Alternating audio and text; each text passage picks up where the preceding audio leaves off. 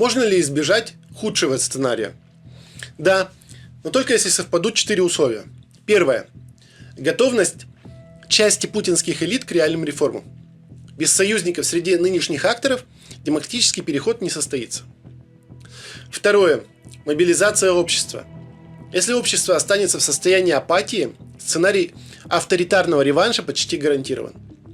Только коллективное давление снизу способно изменить расчеты элит. Третье. Международное участие.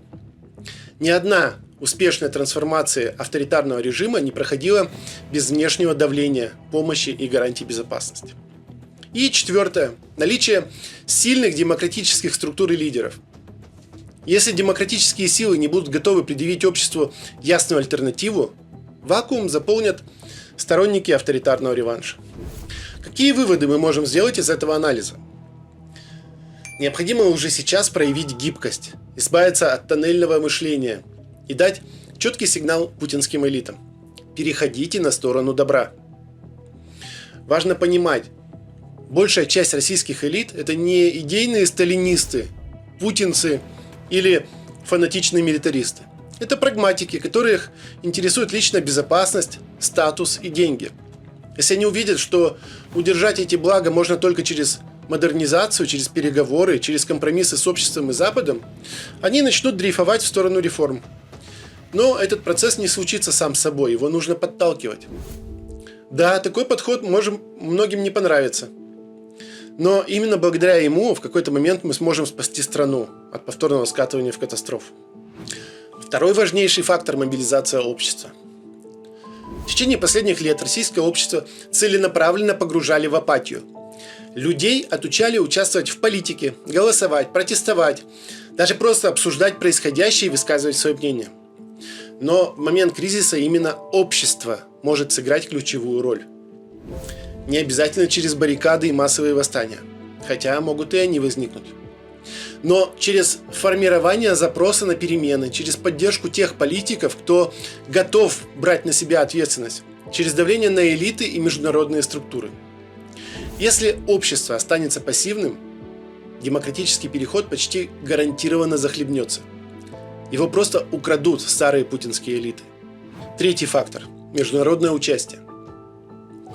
Запад и международные организации – это не просто сторонние наблюдатели. Их роль фундаментальна. От них будут зависеть дипломатическое посредничество, финансовая помощь, инвестиции, гарантии безопасности, создание правовых рамок для репараций и компенсаций. Кроме того, именно международные игроки могут выступить арбитрами в вопросах контроля над ядерным оружием, разоружения, мониторинга прав человека, проведения первых свободных выборов. Уже сейчас необходимо вести переговоры с западными странами, международными организациями и ключевыми международными игроками.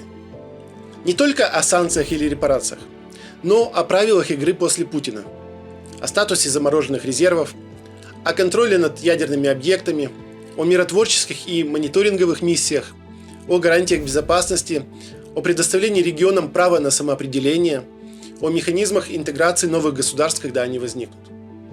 Международное сообщество должно быть не зрителем, а соавтором этого перехода. Следующий фактор – наличие сильных демократических структур и лидеров. На сегодняшний день демократическая оппозиция находится преимущественно в эмиграции. Она разобщена, слабо организована и лишена эффективных каналов воздействия на внутрироссийскую аудиторию. Но именно она должна подготовить фундамент будущего, создать прототипы будущих партий и движений, сформировать кадровый резерв, подготовить людей, способных брать на себя ответственность, выработать объединяющую повестку, не сводящуюся только к критике Путина, но и предлагающую привлекательный для общества образ будущего, провести огромную работу в медиа и рассказать обществу о реальности демократической альтернативы путинскому режиму. И, наконец, поддерживать связь с внутренними активистами. Без всего этого у нас просто не будет шанса повлиять на ситуацию в стране в нужный момент.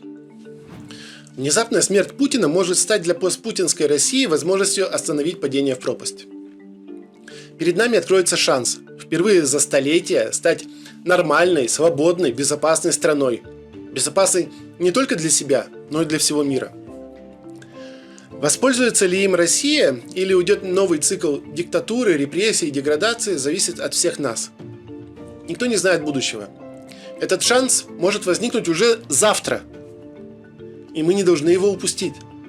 Подготовку к этому сценарию надо начинать уже сегодня.